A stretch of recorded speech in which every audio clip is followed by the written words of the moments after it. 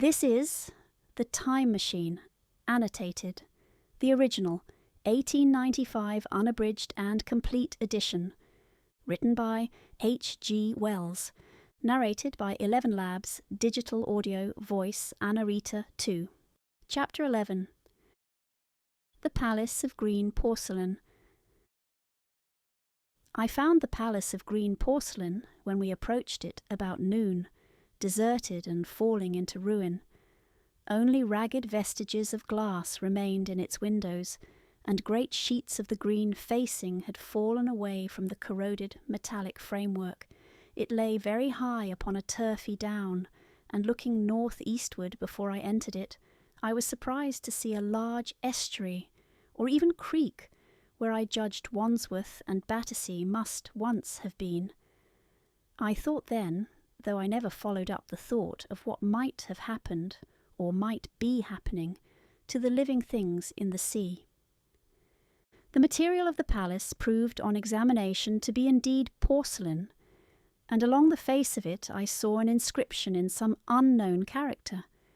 I thought, rather foolishly, that Weena might help me to interpret this, but I only learnt that the bare idea of writing had never entered her head. She always seemed to me, I fancy, more human than she was, perhaps because her affection was so human.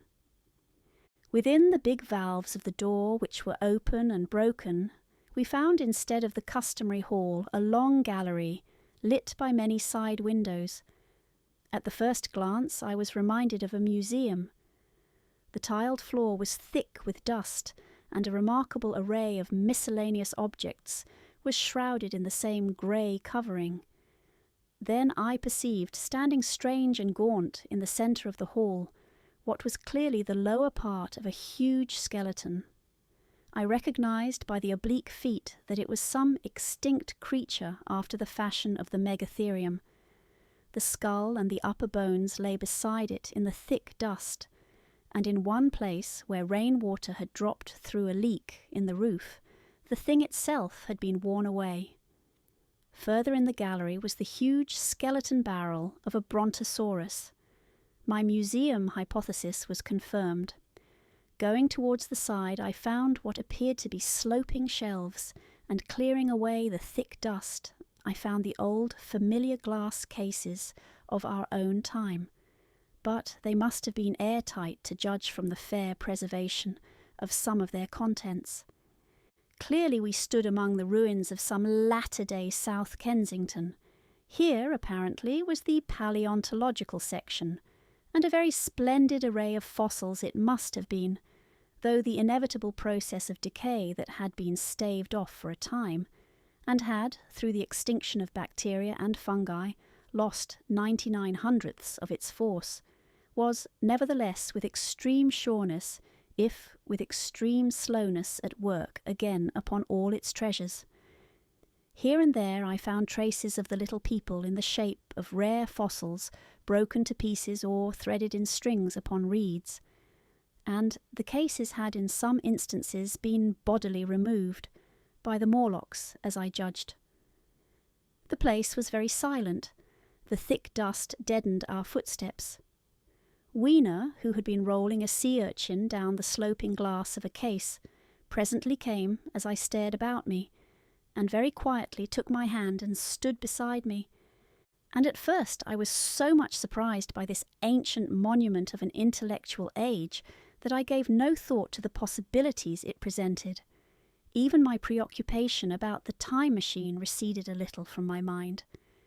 To judge from the size of the place, this Palace of Green Porcelain had a great deal more in it than a gallery of paleontology, possibly historical galleries. It might be even a library. To me, at least in my present circumstances, these would be vastly more interesting than this spectacle of old-time geology in decay. Exploring, I found another short gallery running transversely to the first. This appeared to be devoted to minerals, and the sight of a block of sulphur set my mind running on gunpowder. But I could find no saltpetre, indeed no nitrates of any kind. Doubtless they had deliquesced ages ago. Yet the sulphur hung in my mind and set up a train of thinking. As for the rest of the contents of that gallery, though on the whole they were the best preserved of all I saw, I had little interest. I am no specialist in mineralogy, and I went on down a very ruinous aisle running parallel to the first hall I had entered. Apparently this section had been devoted to natural history, but everything had long since passed out of recognition. A few shriveled and blackened vestiges of what had once been stuffed animals, desiccated mummies in jars that had once held spirit, a brown dust of departed plants. That was all. I was sorry for that, because I should have been glad to trace the patient readjustments by which the conquest of animated nature had been attained. Then we came to a gallery of simply colossal proportions, but singularly ill lit, the floor of it running downward at a slight angle from the end at which I entered. At intervals, white globes hung from the ceiling, many of them cracked and smashed, which suggested that originally the place had been artificially lit. Here I was more in my element, for rising on either side of me were the huge bulks of big machines, all greatly corroded and many broken down, but some still fairly complete. You know I have a certain weakness for mechanism, and I was inclined to linger among these, the more so as for the most part they had the interest of puzzles, and I could make only the vaguest guesses at what they were for. I fancied that if I could solve their puzzles, I should find myself in possession of powers that might be of use against the Morlocks. Suddenly Weena came very close to my side, so suddenly that she startled me. Had it not been for her, I do not think I should have noticed that the floor of the gallery sloped at all. Footnote: it may be, of course, that the floor did not slope, but that the museum was built into the side of a hill. The end I had come in at was quite above ground, and was lit by rare slit-like windows. As you went down the length, the ground came up against these windows, until at last there was a pit like the area of a London house before each, and only a narrow line of daylight at the top. I went slowly along, puzzling about the machines, and had been too intent upon them to notice the gradual diminution of the light, until Weena's increasing apprehensions drew my attention. Then I saw that the gallery ran down at last into a thick darkness. I hesitated, and then, as I looked round me, I saw that the dust was less abundant, and its surface less even. Further away, towards the dimness, it appeared to be broken by a number of small, narrow footprints. My sense of the immediate presence of the Morlocks revived at that. I felt that I was wasting my time in the academic examination of machinery. I called to mind that it was already far advanced in the afternoon, and that I had still no weapon, no refuge, and no means of making a fire. And then down in the remote blackness of the gallery I heard a peculiar pattering and the same odd noises I had heard down the well. I took Weena's hand. Then, struck with a sudden idea, I left her and turned to a machine from which projected a lever not unlike those in a signal box. Clambering upon the stand and grasping this lever in my hands, I put all my weight upon it sideways. Suddenly Weena, deserted in the central aisle, began to whimper. I had judged the strength of the lever pretty correctly, for it snapped after a minute's strain, and I rejoined her with a mace in my hand more than sufficient, I judged, for any Morlock skull I might encounter. And I longed very much to kill a Morlock or so. Very inhuman, you may think, to want to go killing one's own descendants. But it was impossible somehow to feel any humanity in the things. Only my disinclination to leave Weena, and a persuasion that if I began to slake my thirst for murder, my time machine might suffer, restrained me from going straight down the gallery and killing the brutes I heard. Well, mace in one hand and Weena in the other, I went out of that gallery and into another and still larger one, which at the first glance reminded me of a military chapel hung with tattered flags. The brown and charred rags that hung from the sides of it I presently recognised as the decaying vestiges of books. They had long since dropped to pieces, and every semblance of print had left them. But here and there were warped boards and cracked metallic clasps that told the tale well enough. Had I been a literary man, I might perhaps have moralised upon the futility of all ambition. But as it was, the thing that struck me with keenest force was the enormous waste of labour to which this sombre wilderness of rotting paper testified.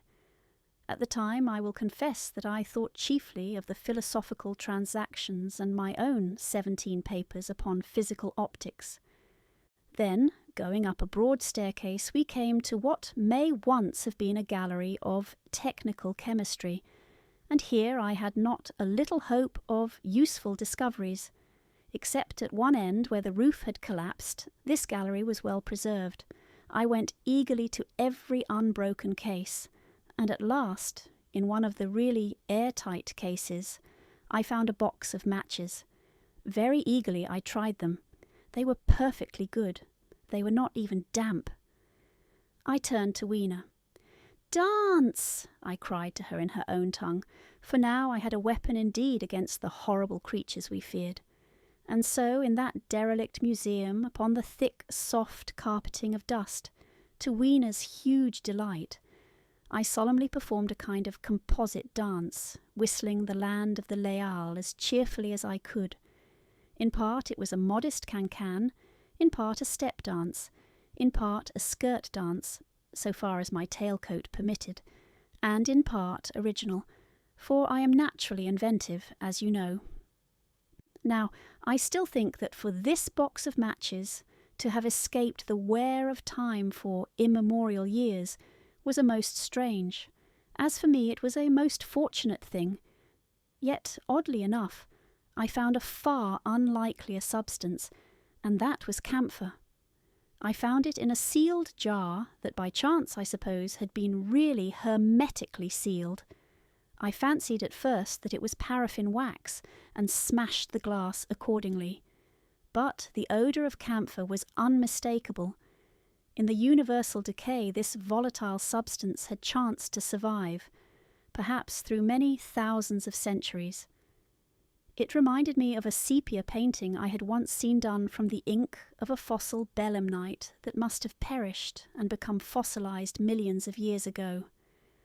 I was about to throw it away, but I remembered that it was inflammable and burnt with a good bright flame, was, in fact, an excellent candle, and I put it in my pocket. I found no explosives, however, nor any means of breaking down the bronze doors. As yet, my iron crowbar was the most helpful thing I had chanced upon. Nevertheless, I left that gallery greatly elated. I cannot tell you all the story of that long afternoon. It would require a great effort of memory to recall my explorations in at all the proper order. I remember a long gallery of rusting stands of arms, and how I hesitated between my crowbar and a hatchet or a sword. I could not carry both, however, and my bar of iron promised best against the bronze gates. There were numbers of guns, pistols, and rifles. The most were masses of rust, but many were of some new metal, and still fairly sound. But any cartridges or powder there may once have been had rotted into dust. One corner I saw was charred and shattered, perhaps, I thought, by an explosion among the specimens. In another place was a vast array of idols, Polynesian, Mexican, Grecian, Phoenician, every country on earth, I should think. And here, yielding to an irresistible impulse, I wrote my name upon the nose of a steatite monster from South America that particularly took my fancy. As the evening drew on, my interest waned. I went through gallery after gallery, dusty, silent, often ruinous, the exhibits sometimes mere heaps of rust and lignite, sometimes fresher. In one place I suddenly found myself near the model of a tin mine, and then by the merest accident I discovered, in an airtight case, 2 dynamite cartridges. I shouted "Eureka!" and smashed the case with joy. Then came a doubt. I hesitated. Then, selecting a little side gallery, I made my essay. I never felt such a disappointment as I did in waiting 5, 10, 15 minutes for an explosion that never came. Of course the things were dummies, as I might have guessed from their presence. I really believe that had they not been so, I should have rushed off incontinently and blown Sphinx, bronze doors, and, as it proved, my chances of finding the time machine altogether into non-existence. It was after that, I think, that we came to a little open court within the palace. It was turfed and had 3 fruit trees, so we rested and refreshed ourselves. Towards sunset I began to consider our position. Night was creeping upon us, and my inaccessible hiding place had still to be found. But that troubled me very little now. I had in my possession a thing that was, perhaps, the best of all defences against the Morlocks. I had matches. I had the camphor in my pocket too, if a blaze were needed. It seemed to me that the best thing we could do would be to pass the night in the open, protected by a fire. In the morning there was the getting of the time machine. Towards that, as yet, I had only my iron mace. But now, with my growing knowledge, I felt very differently towards those bronze doors. Up to this I had refrained from forcing them, largely because of the mystery on the other side. They had never impressed me as being very strong, and I hoped to find my bar of iron not altogether inadequate for the work.